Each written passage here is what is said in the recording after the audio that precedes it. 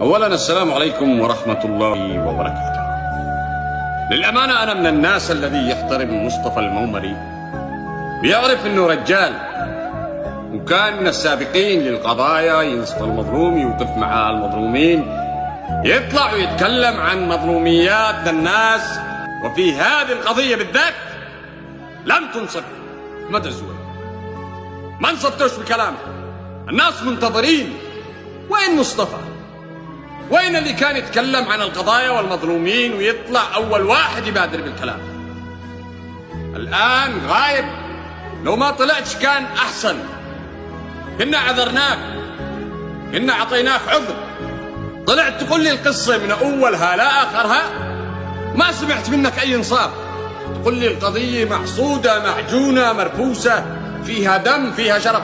دم ابتدأ بشرف ينتهي بقتل ودماء، معروف. ابتدأ باغتصاب وبشرف. اعرف ان احمد الزويكي بيكبر وبياخذ بثاره وينتقم، لان الحكم والقضاء منصب. ما هوش انصاف انك تيجي تقول لي حكموا عليه ب6 شهور و100 جلده. صرت اتاكدت ان اللي حصل الاغتصاب صح. انتهى النقاش، انتهى النقاش، خلاص. سنه، سنتين، 4، 5، 20 سنه. كبر صاحب الحق واخذ ثاره وبعرضه وبشرف. انتهى النقاش. انا ما جاملك، انت انسان رجال ونعرفك، لكن انا ما بجاملك. الحق حق.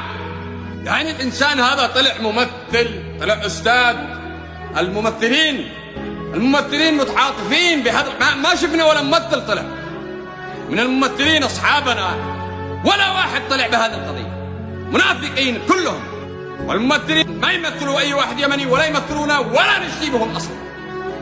ان لم يكونوا مشاهير عندهم راي وعندهم قول الحق، ولا مو نشتم ابتهم. يجي تضحكني، جيت تفلسف تعمل لي مسرحيه. غني عنك وعن مسرحيتك، ما من ابوك خير. ليش اجاملك ولا اسمع كلامك؟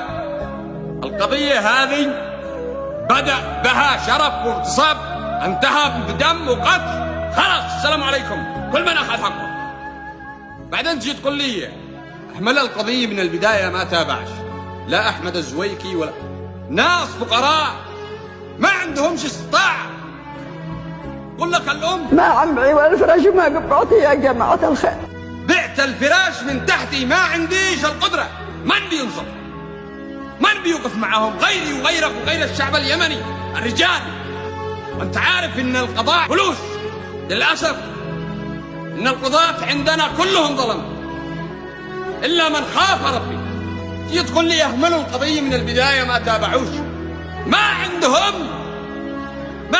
يعني يصبح اي واحد ما عندوش فلوس، اغتصبوا وانتهكوا وعاروا وعرضوا وشرفوا، خلاص ما فيش رجال يوقفوا مع المظلوم. عيب عليك انت وغيرك 40 مليون يمني ما تستطيعوا انكم تنصفوا هذا الطفل والاسره الضعيفه المستضعفه.